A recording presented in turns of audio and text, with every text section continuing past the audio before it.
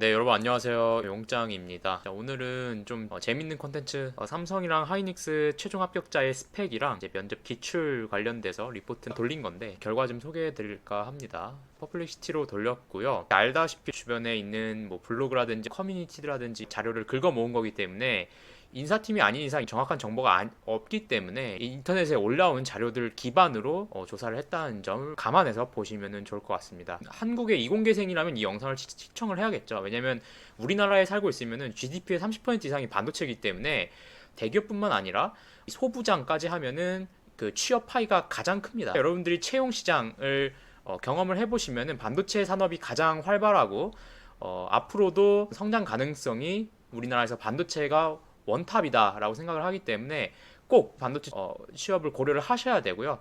미리 어떤 것들을 대비하면 좋을지 내 스펙은 어느 정도인지를 이 영상을 보면서 참고는 할 수 있을 거다라는 생각이 듭니다.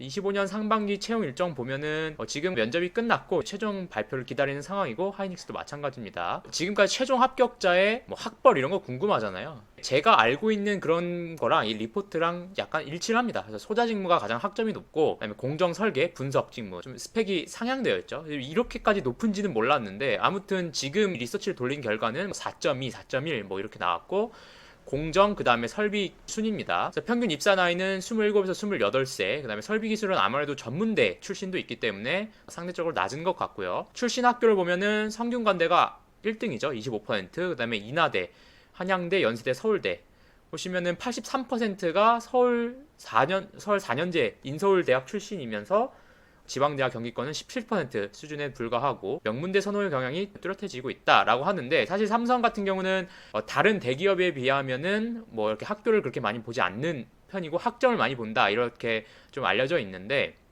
최근 들어서는 아무래도 채용 인원 자체가 줄어들다 보니까 스펙이 좀 상향 평준화가 되는 것 같습니다. 성별을 보게 되면은 설비 기술 직무, 기계공학과나 전공에 따라서 남성분들이 가장 많고 분석이나 평가 직무에서 여성분들이 30% 정도 된다. 전체적으로 남자 7, 뭐 여자 3 정도 분포하고 있는 것 같고요.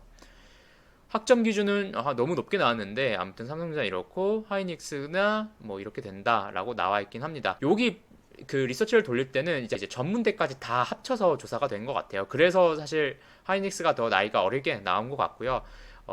지금 시중에 돌아다니는 삼성전자나 SK하이닉스 공정 직무 면접 기출 보면요. 기본 인성 질문이 들어오겠죠. 이제 임원분들한테 필수 준비 항목으로 자기소개 관련해서 1분 자기소개예요. 그래서 1분 자기소개 때는 먼저 나의 강점들, 내가 이 직무에 가장 크리티컬한 그런 스펙들을 보여줄 수 있는 필살기 경험들을 나열하는 그런 기회가 됩니다. 본인을 한 문장으로 설명한다면 여러분 스스로를 어떻게 설명하실 건가요? 내가 나에 대해서 알고 있느냐?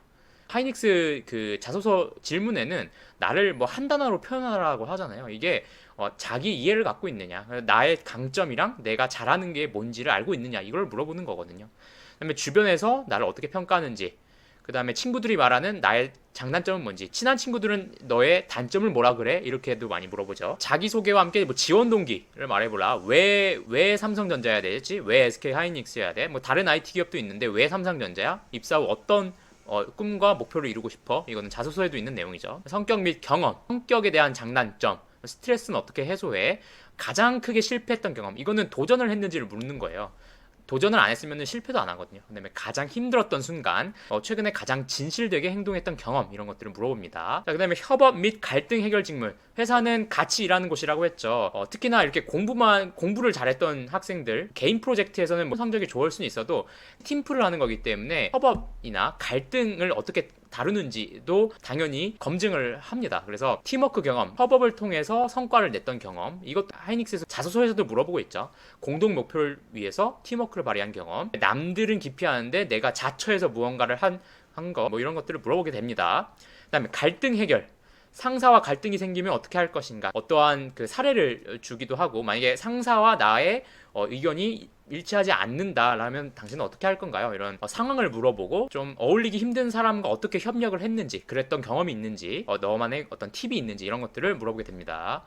그다음에 압박 면접 실전 사례 한번 봅시다. 자기소개 관련 압박. 까다로운 상황을 질문하는데 회사에서 급한 일이 있고 가족의 긴급 상황이 있다. 그러면 우선순위는 뭘로 할 것이냐? 무조건 회사에 급한 일을 먼저 처리하겠다라고 하면 안 되고 내 논리를 가지고 답변을 해야겠죠.